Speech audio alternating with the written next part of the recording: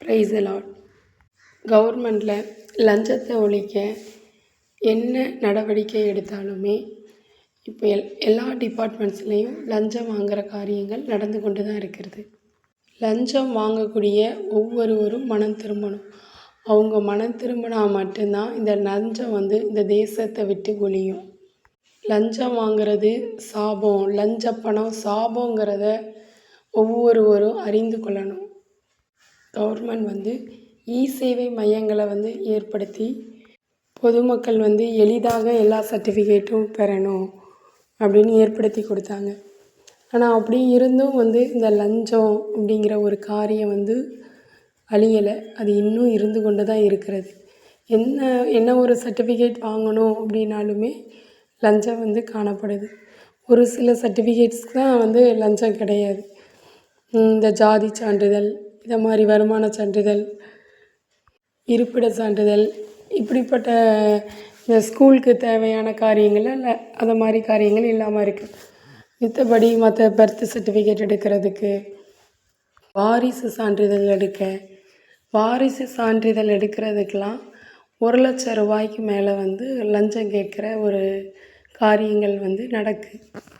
ஆனால் வாரிசு சான்றிதழ் இருந்தால் மட்டும்தான் சொத்துக்களை விற்க முடியும். அதனால் துணிகரமாக ஒரு ஹெவி அமௌண்ட்டை லஞ்சமாக கேட்குற அந்த காரியங்கள் நடந்து கொண்டு இருக்குது. இன்னும் அநேக இடங்களில் போலீஸ் ஸ்டேஷனில் பணத்தை கொடுத்து நீதியான காரியங்களை நியாயங்களை புரட்டுகிறாங்க. தேவன் வேலையை ஒரு நல்ல ஒரு கவர்மெண்ட் ஜாப்பை கொடுத்துருந்தாலும் கூட, அந்த ஜாப்புக்கு ஒரு வருமானம் வந்தாலும் கூட, எக்ஸ்ட்ராவாக இப்படி ஜனங்கள்கிட்ட காசு வாங்குகிற இந்த காரியங்கள் நடந்து கொண்டு தான் இருக்குது. ஒரு சிலர் என்ன பண்ணுவாங்கன்னா, எத்தனை அப்ளிகேஷன் வந்திருந்தாலும் அதெல்லாம் கண்டுக்கிட மாட்டாங்க. பார்த்தா இந்த காசு யார் கொடுக்குறாங்களோ அந்த அப்ளிகேஷனுக்கு தான் வேலை நடக்கும். மற்ற அப்ளிகேஷன்லாம் அப்படி பெண்டிங்கில் வச்சுருப்பாங்க. ஏன் கிறிஸ்தவர்கள் கூட லஞ்சம் வாங்குகிறாங்க. கிறிஸ்தவர்களாக இருந்து கொண்டு இந்த வேதத்தை வாசித்து கொண்டு இருக்கக்கூடியவங்களும் லஞ்சம் வாங்குகிறாங்க. நான் ஒரு முறை பாஸ்போர்ட் வெரிஃபிகேஷனுக்காக போலீஸ் ஸ்டேஷன் போயிருந்தேன். என்னை விசாரித்தவங்க ஒரு லேடி போலீஸ். அவங்க ஒரு பெண்டிகாஸ்டி கிறிஸ்டியன். இப்படி ஆண்டவரோட பிள்ளைகளாக இருந்து கொண்டும் லஞ்சம் வாங்கி கொண்டு இருக்கிறாங்க. யாத்திராகமம் 23ஆம் அதிகாரம் 8ஆம் வசனத்தை நம்ம வாசிக்கும்போது, பரிதானம் வாங்காதிருப்பாயாக, பரிதானம் பார்வை உள்ளவர்களை குருடாக்கி நீதிமான்களின் வார்த்தைகளை புரட்டும்னு எழுதப்பட்டிருக்கிறது. ஆண்டவர் பரிதானம் வாங்காதிருப்பாயாக அப்படின்னு ஆண்டவர் வார்த்தை கொடுத்துருக்காங்க. உபாகமம் 16ஆம் அதிகாரம் 19ஆம் வசனத்தை நம்ம வாசிக்கும்போது, நியாயத்தை புரட்டாதிருப்பாயாக, முகத்தாட்சணியம் பண்ணாமலும் பரிதானம் வாங்காமலும் இருப்பாயாக. பரிதானம் ஞானிகளின் கண்களை குருடாக்கி நீதிமான்களின் நியாயங்களை தாறுமாறாக்கும். மனுஷங்க லஞ்சம் வாங்கி கொண்டு நீதி நியாயங்களை புரட்டுறாங்க. நான் படித்து முடித்த உடனே ஒரு காலேஜில் நான் ஜாயின் பண்ணியிருந்தேன். அந்த காலேஜ் ஒரு கிறிஸ்தவ காலேஜ். இந்த சம்பவம் நான் ரட்சிக்கப்படாததற்கு முன்பு நடந்த ஒரு காரியத்தை குறித்து ஷேர் பண்ணணும்னு நினைக்கிறேன். எங்கள் வீட்டுக்கு பக்கத்தில் ஒரு ஆச்சி, அவங்க கிறிஸ்தவங்க. எங்கள் குடும்பம் இந்து குடும்பம். அந்த ஆச்சி கிறிஸ்தவ பாடல்களை எப்போதும் போட்டுகிட்டே இருப்பாங்க. எனக்கு அந்த பாடல்கள் பிடிக்காது. என்னால் அந்த பாடல்களை கேட்க முடியாது. நான் வீட்டில் நல்லா சவுண்டாக வச்சு நான் பக்தி பாடல்களை கேட்டுட்ருப்பேன். ஆண்டவர் ஒரு குறிப்பிட்ட காலங்கள் இந்த காரியங்களை வாட்ச் பண்ணிக்கிட்டே இருந்தாங்க. நான் படித்து முடித்த உடனே நான் வேலையில் ஃபஸ்ட்டு ஜாயின் பண்ண காலேஜ் கிறிஸ்டியன் காலேஜ். அங்கே இன்டர்வல் டைமில், அப்புறம் லன்ச் டைம்லலாம் கிறிஸ்டியன் பாடல் தான் போட்டு விடுவாங்க. பெர்க்மான்ஸ் பாடல்கள் தான் அதிகமாக போடுவாங்க. இந்த பாடல்களை ஒரு குறிப்பிட்ட காலங்கள் நான் கேட்க எனக்கு இந்த பாடல்கள்லாம் எனக்கு பிடிக்கிற அளவுக்கு கர்த்தர் அந்த காலேஜில் வந்து என் இருதயத்தை வந்து மாற்றினாங்க. ஒரு நாள் வந்து அந்த பாடல் போடுறத வந்து நிறுத்திட்டாங்க. எனக்கு ஏன் நிறுத்தினாங்க, எனக்கு அந்த பாடலை கேட்கணும் அப்படின்னு சொல்லி ரொம்ப ஆசை. ஒரு நாள் அந்த பாட்டு போடுறத நிறுத்தினதையே என்னால் வந்து எனக்கு அந்த இதை விரும்பலை நான். அதுக்கப்புறம் நான் விசாரித்ததில் அந்த சிடி பிளேயர் வந்து ஏதோ ரிப்பேர், அதனால் வந்து அவங்க போடாமல் இருந்திருக்காங்க. குறிப்பிட்ட காலங்கள் அந்த பாட்டை கேட்க கேட்க ஆண்டவர் வந்து எனக்கு அந்த பாடல்கள் எனக்கு பிடிக்கும்படியாக, என் இருதயத்துக்கு அதை ஏற்றுக்கொள்ளும்படியாக வந்து எனக்குள்ள ஒரு மாற்றத்தை வந்து கொண்டு வந்தாங்க. அந்த கல்லூரிக்கு இப்போது நான் சில மாதங்களுக்கு முன்னால் ஒரு தடவை போக வேண்டியது இருந்தது. அந்த கல்லூரியை பார்த்து எனக்கு ரொம்ப அதிர்ச்சியாக இருந்துச்சு. ஏன்னா அந்த கல்லூரி அப்படியே பாழடைஞ்சு போய் கிடந்துச்சு. அங்கே நிறைய ஸ்டூடெண்ட்ஸ் வந்து படித்த கல்லூரி. காலேஜ் பஸ்ஸே நிறைய பஸ் இருக்கும். காலேஜ் பஸ்ஸு ஃபுல்லாக அப்படியே எல்லாமே வந்து ஓடாமல் அப்படியே நின்று இருக்குது.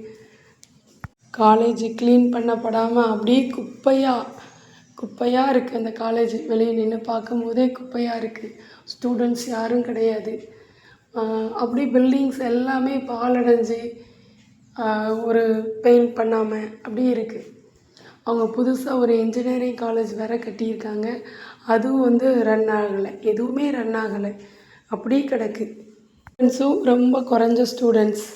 அதனால் வெளியே உள்ள காலேஜில் போய் தான் அவங்க வந்து எக்ஸாம் எழுதுகிறாங்க அப்படிங்கிற மாதிரி வந்து சொன்னாங்க. எனக்கு அந்த காலேஜை பார்த்ததுலேருந்து ரொம்ப ரொம்ப மனசு கஷ்டமாக இருந்துச்சு.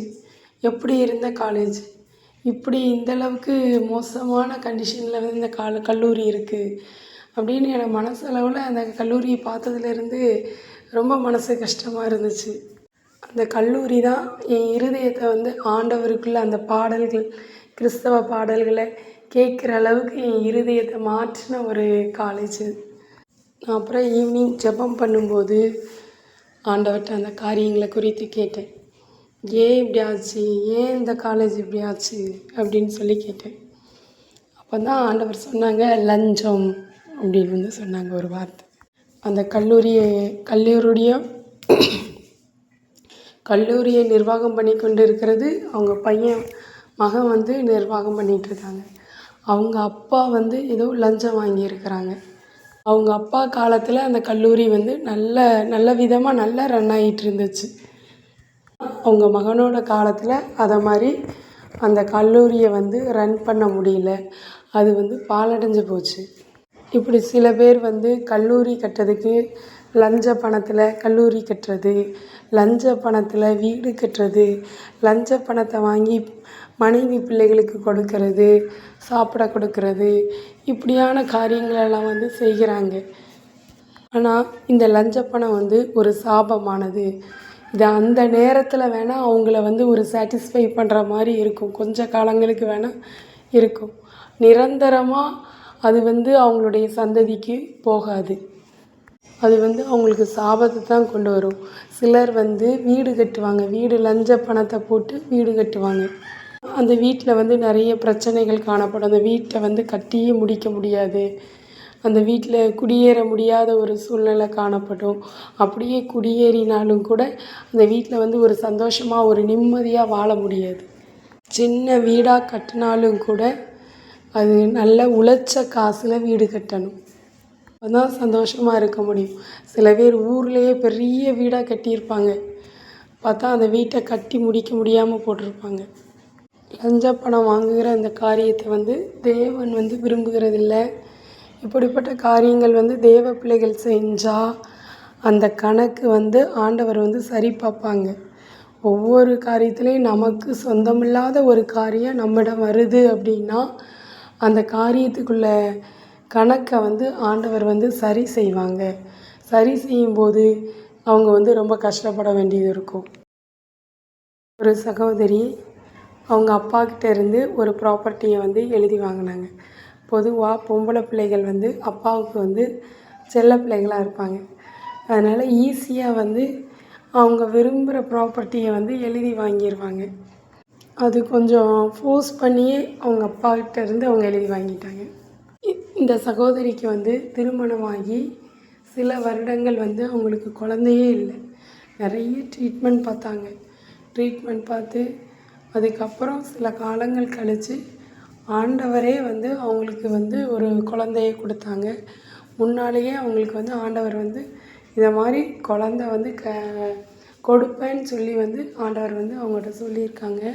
கிட்டத்தட்ட அவங்களுக்கு ஒரு 10 வருஷமாக வந்து குழந்த இல்லை. 10 வருஷங்களுக்கு மேலே வந்து குழந்த இல்லை.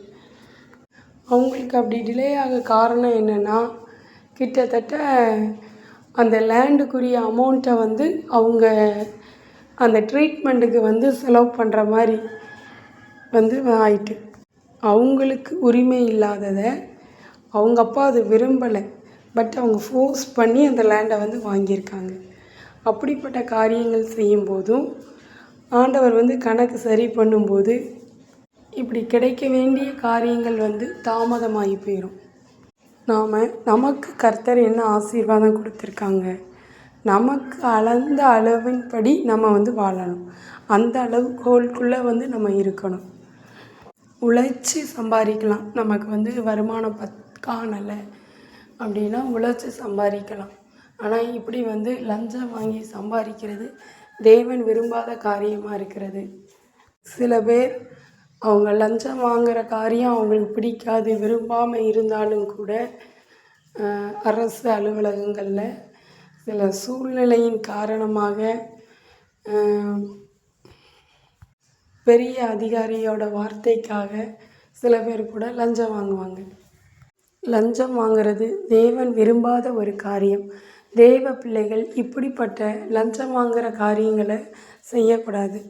லஞ்சம் வாங்குகிற ஒவ்வொருத்தரும், ஒவ்வொரு அரசு அதிகாரிகளும் மனம் திரும்பும்படிக்கு ஜெபித்து கொள்ளுங்கள். God bless you.